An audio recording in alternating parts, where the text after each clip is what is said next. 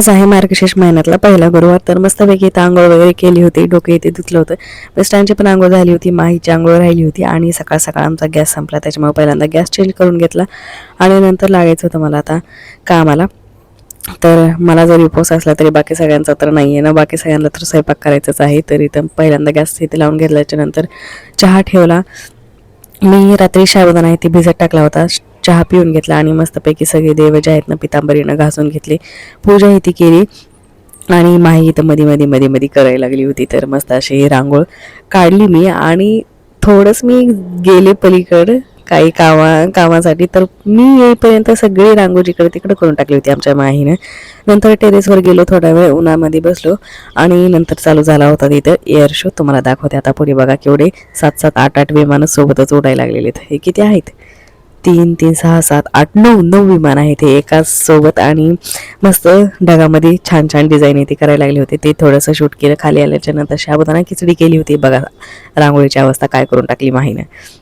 नंतर चपात्या लाटायला घेतल्या आणि सगळ्या चपात्या इथे करून घेतल्यानंतर स्वयंपाकामध्ये आज भाजी बनवायची होती, डाळ. तर डाळ पण बनवून घेतली आणि नंतर आज बनवायचे होते शेंगदाणे आणि गूळ ह्याचे लाडू. कारण आमच्या मिस्टरांना पाहिजे तर गाडीत खाण्यासाठी, त्यांना टाईम भेटत नाही कधी कधी जेवण करायला, त्याच्यामुळे त्यांना शेंगदाण्याचे लाडू पाहिजे. तर ते बनवून घेतले. आणि इथं माही बघा गूळ खायली, तिने पहिल्यांदाच गूळ खायली. याच्या आधी कधीच तिने गूळ इथे खाल्ला नाही. नंतर शेंगदाणे भाजले, सगळे मिक्सरला फिरवून घेतले. गूळ ते मिक्स करून सगळे फिरवून घेतलं मिक्सरला आणि नंतर घेतले होते लाडू करायला. आणि माही बघा मला करूच देत नव्हती, कारण म्हणत होती मला करू दे. ते जी कढई आहे ना त्याच्यातले सगळं ती सांडून टाकत होती बाहेर. त्याच्यामुळं मी आणि सासूबाई दोघीजण करत होतो. थोड्या वेळेस मी किती 5-6 लाडू मी केले असतील. नंतर माझ्यानंतर मिस्टर येऊन बसले लाडू करायला. मी इथं दाखवत होते की एवढ्या साईजची ठीक आहेत का, ह्याच्यापेक्षा छोटी मोठी कसे करायची ती.